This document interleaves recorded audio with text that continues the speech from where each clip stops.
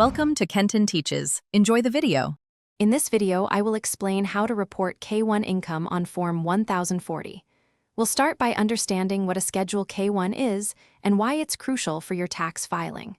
Then, we'll dive into identifying the key information on your K-1 form. Next, we'll cover exactly where understanding your Schedule K-1 is the first step. These forms come in three main versions: Form 1065 for partnerships, Form 1120S for S corporations, and Form 1041 for trusts and estates. Each form provides a detailed breakdown of your share of the entity's financial performance.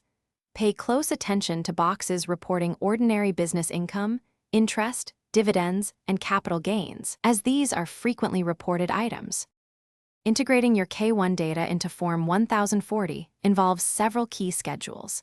Most ordinary business income or loss from a partnership or S corporation is reported on Schedule E, Part 2, specifically on line 28. If your K-1 includes interest or dividends, you'll typically report these on Schedule B. Capital gains and losses are transferred to Schedule D. Additionally, items like qualified business income may require Form 8995.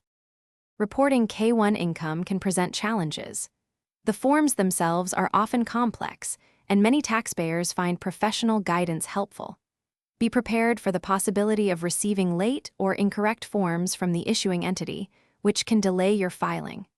It's also crucial to understand loss limitations, such as basis and at-risk rules, which can affect how much loss you can deduct. Maintaining meticulous records for all your pass-through entity investments is a best practice for accurate reporting.